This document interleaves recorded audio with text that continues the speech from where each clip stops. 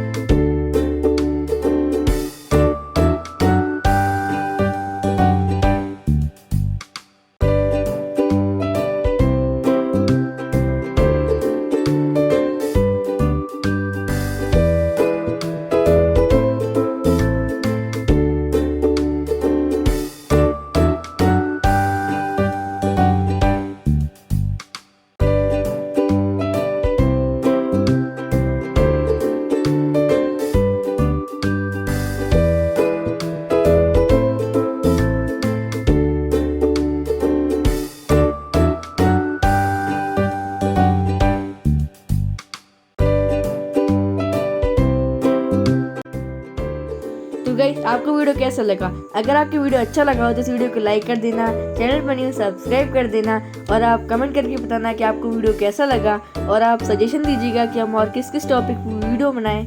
तो thank you so much for watching. Bye bye.